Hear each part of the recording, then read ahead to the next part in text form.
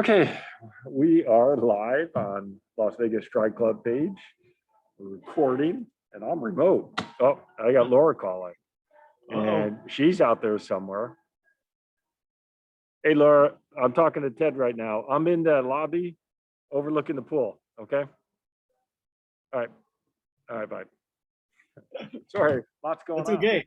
Yeah, because it's interesting. We're both remote. I think this is the first time we've both been remote because Yes. you really haven't left Las Vegas in the last what year and a half.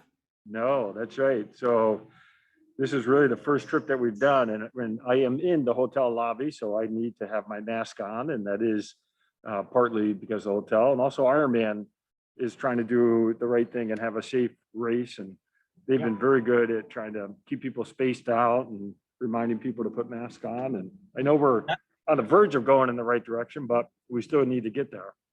So that's going to end tomorrow as people line up for the swim. Just so you know, because Yeah, that's one way exactly or what the other. that's what they planned at St. George too. They had these green dots painted on the ground Yeah. where people were supposed to stand. That didn't work. Well, we are actually doing wave starts here, where it's not a rolling start. Oh, okay. And in the first 50 yards, there's a little channel that they cut out in the coral that you need to get through. And the channel is probably 10, maybe 20 yards wide. So my wave is probably about 150 people. First 50 yards is going to be insane. So And it's a how do you beach get into start. how do you get into the water then? It's a beach start. So, and it's going to be, fortunately, it gets deep pretty quick. So it's really only going to be 4 or 5 steps, and then you're diving in. But the problem is everyone's going to try to be a hero and try to get through that channel quickly, and it's going to be a nightmare. So for the large waves, my wave's pretty large. Now So they are telling, your whole age group goes at the same time? yep, yep, Oh, I thought maybe they'd do like staggering within. no, Oh man. no. But what they are saying is to seed yourself within your wave. But That's you and I know how well that works, and it yeah. doesn't. So, but hopefully, people will do that, and then we can get through that first 50 yards is just going to be it's going to be painful. So Well, at least you know, John, you're one of the strongest swimmers in your age group, so you should be able to get there yeah, in the without a lot of problems. If you were kind of a more mid-pack swimmer, I think it'd be like, yeah. potentially be dangerous with the coral. Am I It, wrong in assuming that? yeah, it can be, and I checked it out, and fortunately, the way this hotel here, so they did cut into the reef, and they cut out a pretty square channel in it, so it's not sort of banked off, so it's deep all the way through it, but it's just a matter of just getting to the right spot. And you're right, it's going to be, fortunately, I can get out there, but I never like starting fast. I like to just get into a Oh, pace right away. So it's going to be interesting. I'm going to have to scope out tomorrow morning which side to start on, and then at yeah. about 300 yards in, that's where the first turn buoy is, and it has to be a left turn. So it's going to be this mad dash for this first 50 yards, get through the channel, and then you still have to get to that first buoy that's only 300 yards out. There'll be a little separation at that point, but that first left turn is going to be a little crazy too. The good news is though, with 300, you shouldn't be into the next wave yet of the slow swimmers of the next wave, I right? hope so. That's right.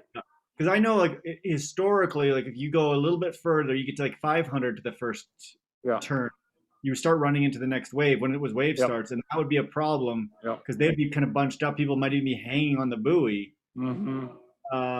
So hopefully you'll have that at least. Yeah, no, that's right. So, and 300 yards is pretty good, especially here. It's pretty wavy. So I'm hoping for a lot of wind. I'm saying that with a smile. I really I am know you hoping for a are. lot of wind. The wavier, the better. So, but it's going to be Well, interesting. John, it's interesting. Like we talked a little bit about this before with, the harder conditions making it for almost a better race sometimes, Hmm. right? Like you feel like, you are somebody that trains in the heat and you train in the wind. You train in adverse conditions and you train in the heat. Right? And, so I think that, it's advantageous Yeah. to you, and because you've been doing it for so long as well, I think for you it is it's an advantage. Hmm. I don't know how you feel about that, but I feel for you it's an advantage. I agree with you to a certain extent. And and you and I have said this several times, if you can train in Vegas, you can race anywhere. And Yeah. it's so true. The reason why I'd never really picked this race to do is because of the humidity. And the Yeah. humidity is what sort of kills me.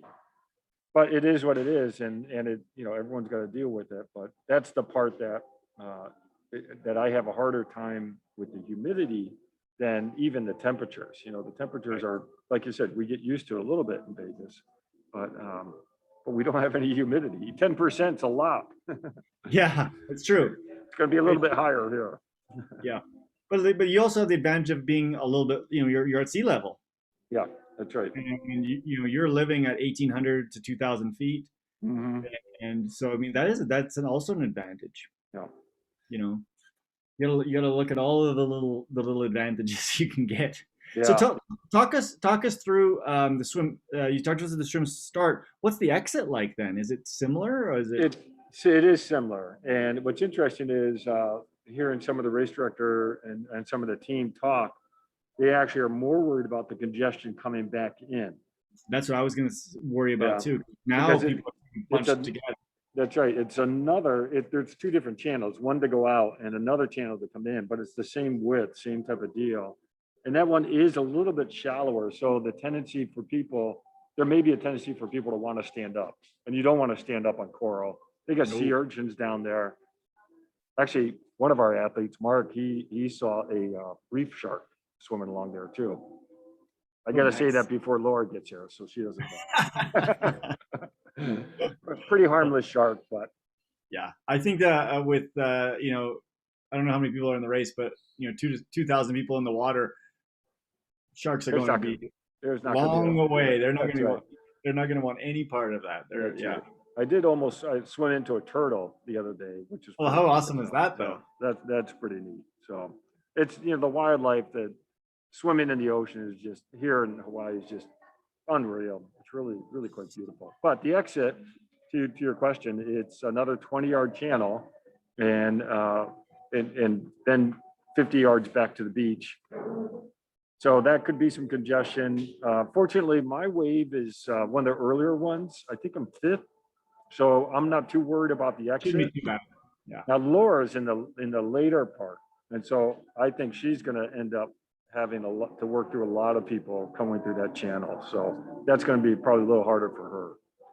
Yeah, and you never know where where the parabola of people actually Yep. is, right? Mhm. And so, John, do you know how much time is in between each wave? I should know that. I don't know I that. was just wondering because it seems to me that they should be because of this they should be spreading it out more Yeah, than they yeah, maybe normally would. So yeah. okay, I'll take a look, but it's not that long. But yeah, because I'm starting 6:48ish, I think it is. So I think they're starting 6:30. So they're probably doing about 3 minutes between waves. okay. So, but yeah, we on the list. I heard 3,000 people, but I think it's 2,000 people. But they also are expecting a lot of no shows. So I don't know how many people were actually told to start by. Yeah, that'll be. I think it'll be really interesting to see how many people didn't Yeah, make it. that's right. Because even at St. George, I think they had 3,500 signed up, and I think they end up with 2,500 in the race. Ah, okay.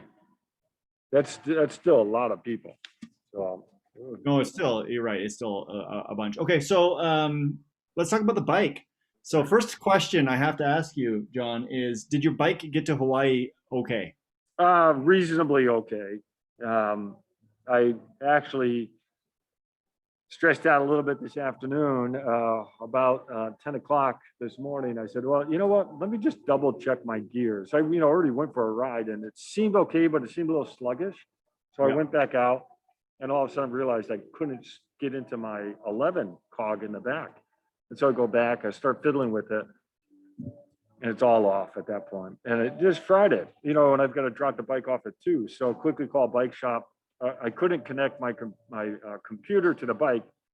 So now my stress level is getting Ah, pretty high, pretty fast. And but fortunately, there's a bike shop here in town, Bike Works. I'd used them before, and I called over, and they said, "Yeah, bring it on by. We'll take a look at it."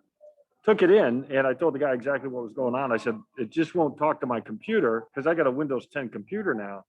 And I actually did not, this is my fault. I did not test out the E2 program talking to my bike on Windows 10, and it's a little bit different. They've updated the program. So anyways, I thought that's what the problem was. And right away, he pulled out his, derailleur hanger. he did. I was going to tell you, I Yeah. guarantee you it's a derailleur hanger. And he checked it and he said it's off. And so he bent it back to straight. And he didn't even need to connect it to the computer at that point. It shifted on a dime. But what's interesting is, sorry, I had taken my derailleur hanger off when traveling. So I must have bent it. I told you about that slide I did at one point. I Yeah. laid the bike down and I must have bent it at that point and didn't even realize it. I didn't know you took your hanger off. See, I don't take my hanger off. I take the derailleur off, but I Yeah. leave the hanger on. I took the derailleur off and I took the hanger off this time as well. So just the way the bag was set up, the hanger is just sitting there exposed, and I just didn't like it that way. So, yeah. So the next question I guess that I have for you is, did you bring a second derailleur hanger? I did not, but he was able to straighten it out, and it wasn't that far. I'd have been so nervous because Yeah. you can break it by straightening it. I know. Oh, John, the anxiety must have been so high. I was holding the bike. I was holding the bike, and he was working on it. But it was nice. I really had a good sense that he knew exactly what I was doing because he didn't listen to me. Yeah. When I said I just needed to connect to the computer and check it, and he said, "Let me check this out first." So it was actually good. It's so funny because that was the first thing when you said that I thought was the hanger. Yeah. Well, good. I'm glad that was taken care of. Well, we did have another athlete that's traveling here, Dave. He did have, I think his wife's derailleur hanger did bend. So he had another one. So he thanked you for suggesting that. And Oh, so he did? Yeah. So he was prepared, better prepared than I was. It's funny, like even on the trip I'm on right now, I've got a spare. Just, because it's impossible to get those things quickly. Yeah. Right? It's a 3 or 4 day thing, and probably in Hawaii for your bike, you'd be lucky to get it in a week. Yeah, I'm gonna have to order some now. So. And same for Laura's bike too, just to have them. It's for the $20 you pay for them, it's worth it to have a spare. Yeah. And they're bike specific, so you have to seek out the right shape and size, and yeah, exactly. Okay, well, let's talk about the bike and the bike course. So, John, this is a part of the Kona course that you've ridden before. Yeah. So you're pretty familiar with this course, right? Yeah, I've practiced on it a bit. I've obviously raced on it, and the course doesn't worry me at all because we ride in Lake Mead all the time. And it's basically Lake Mead? It is basically Lake Mead. It really is. North Shore, going out there, it's rolling hills. It even has the crosswinds, but we have that in Lake Mead because you come down on those dips and that wind comes through those valleys. And you're so used to that. You can catch you off guard. So now the winds can be a little stronger here than we do see some strong winds, but we wouldn't ride on those days. Yeah, that's right. That's exactly right. So, but it doesn't look like the winds are going to be that bad on Saturday tomorrow.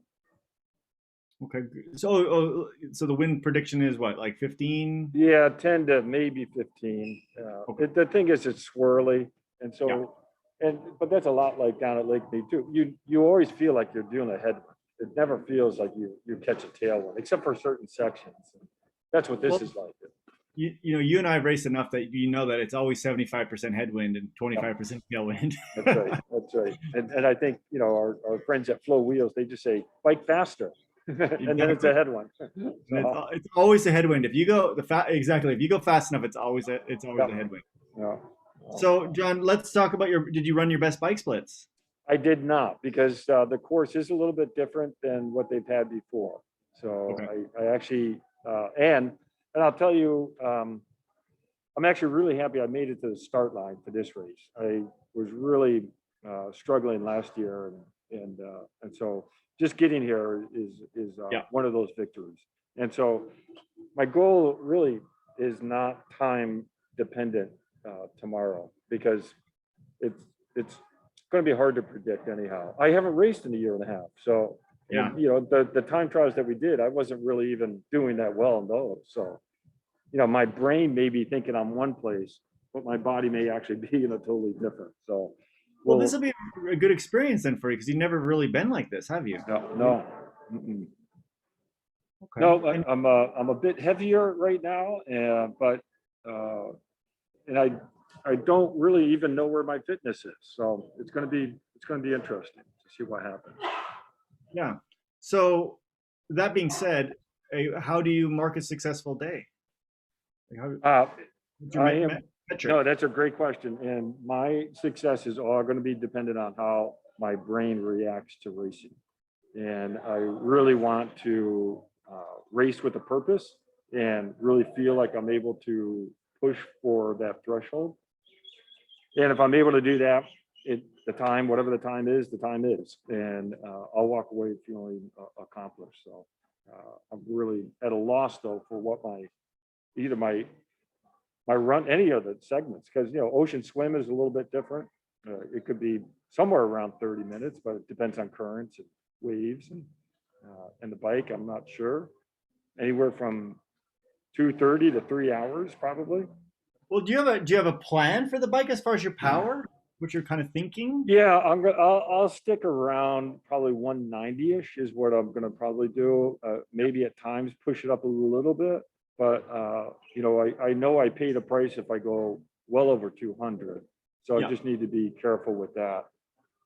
But so yeah, I hope to end somewhere around 190 and 200 is what I'm targeting.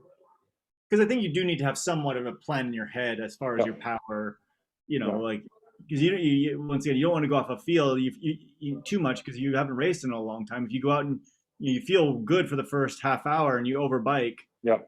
then you're paying for it. That's right.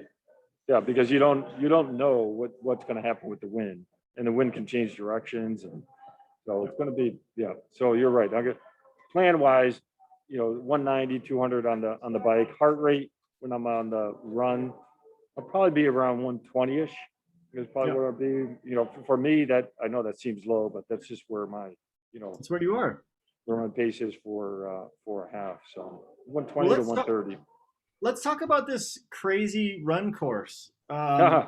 I've never came across a run course quite like this. Why don't you describe why I'm alluding to this craziness? Well, it's the Indian Wells type of course, and a lot of people have done Indian Wells. It's running on a golf course, and this is a unique course. They haven't used this course before, so but they've done on the golf course just a different route. We're doing 3 loops of about 4 miles, and it's on the golf cart path as well as the grass. So correct me if I'm wrong. Indian Wells was on only on the golf cart path. Am I wrong? Oh, Uh, you know, I haven't done the course in Indian Wells, but okay. that may be. I can't So believe they're having us run on the grass. So yeah, that's what I'm saying because I'm 99% sure. I could be wrong when someone yeah, can correct us, but that was only cart path. And to me, the unique thing here is running about 30% of the loop on the grass of the yeah, golf course. yeah. And especially in Hawaii where the ground is soft to begin with. I Mm, can remember back in the day when I used to golf in Hawaii and the huge divots you would take because the ground is just so soft. yeah, yeah. Uh, I'm thinking it's going to turn into a little bit of a mud pit. I won't be surprised if with the number of athletes that we have, Yeah, I won't be surprised if on the third loop it's going to look a little different than the first loop. So, yeah. but So then, go ahead. I was going to say that's partly why I ended up deciding to go with the Hoka SX, a little stiffer shoe than my training shoe, partly for that reason, because I didn't want to do soft on soft. That was exactly what I was going to ask you. Are you going to go with the firmer shoe? Because Yep, I know I think I would go in a firmer shoe because of that. yep, Yeah, that's it. It's interesting too because like you can't go into a trail shoe because you have 2/3 of it on yep, concrete. And right. that's And it's interesting. Normally we don't have to think about these things so much in a triathlon. No, that's right. This is like a classic cross country, high school cross country type of course. So it'll be interesting. And the hills, they're those quick Yeah. up and downs. It's not gradual builds. I mean, there's those as well, but it's just these quick, up and I do down think type of it'll thing. be I do think it'll be good for your body, Hmm. right? Rather than just being on flat pavement the entire time, you're having the undulations, you're having the change of terrain, or change of footing. So I'm thinking that you're going to finish and actually not be so destroyed in your legs as you normally would. What do you think?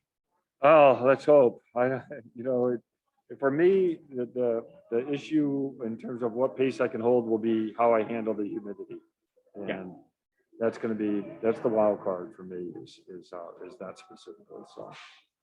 So what's your plan for mitigating heat and humidity? So I do have my vest my hydration vest.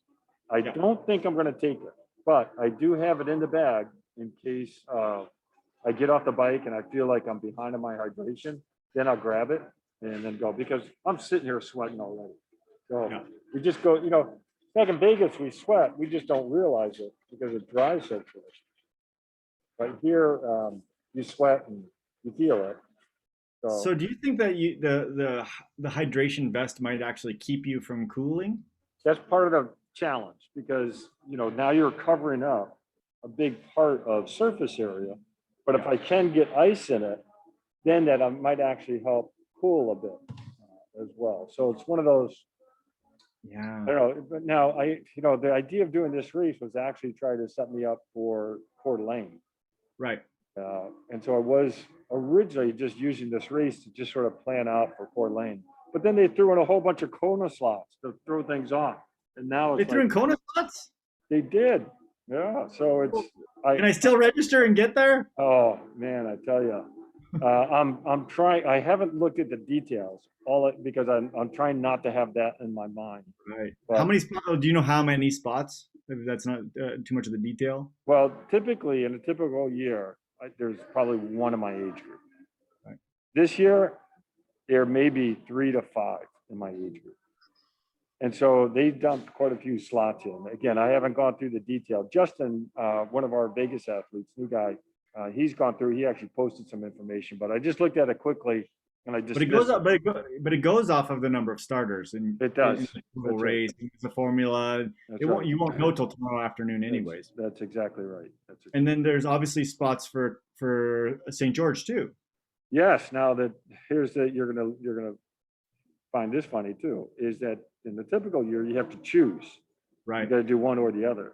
This year, they even asked us when we registered or checked in. They said, "Would you go to St. George if you got a spot?" I said, "Well, if I got a Kona spot, I'd take that because well, you could do both." Yeah. Whoa, Yeah. man, So, this is yeah. crazy talk. But here's the catch-up: is they said there's no deferrals. So if it Right. doesn't happen, it's gone. So there's and I get that. Well, Me, at this point, that's the gamble you're that's taking. right. That's right. So if we register and it doesn't happen, then you're just out, that fee. So, and I get, it is a business and they are Yeah. struggling to stay alive as well. So But every indication is that both of those races are going to happen. I I mean, think so. Yeah. well, first of all, for St. George, I can't imagine it not happening Yep. because I mean, Utah is very open, Yep. and we already raced there, and it was successful. And there was, Mhm. I was reading something about there basically was no cases they could go back to that race was where people got sick. So Okay. I can't imagine that not happening. And then now you guys are racing there. I mean, it may not be the same course, Yeah. Right. Right. Right. but the truth is they've changed that course many times throughout the They have. history. That's right. So yeah. Actually, on that note of deferrals and crazy stuff happening, I got a note today that the ITU race in Edmonton has been canceled. Oh no. And so I was kind of just Canceled or postponed? canceled. Oh no. And so I was disappointed, obviously, because I had I was going to do 2 events, and they did put in one sentence that said the ITU is looking for another spot in the world to host it. Oh, Vegas? Well, I don't know, right? They've been to Vegas for the long course worlds a Yeah, long that's time. right. Obviously they'd have to have a race director that was willing to do it, and that's maybe part of the problem in Vegas is Yeah, there's not a local race director. But it almost, I think, would have to be in the United States somewhere. yeah, Maybe England. They've been racing quite a bit there. okay, Um, so we'll see what ends up happening with that. But I was, I kind of knew it was going to happen, but I was kind of, still disappointed because yeah, that race was deferred from last year to, to now, and so, oh well, yeah. it is the world we're living in for sure. It's a tough time still. So It still is. I mean, look, and we can look at it like you're wearing a mask in an outdoor lobby, right? yeah, right. That's right. And I'm here in Montana, and nobody seems to care. Yeah, it's hard. It's confusing, and Yeah, hopefully we're headed in the right direction. So exactly, exactly.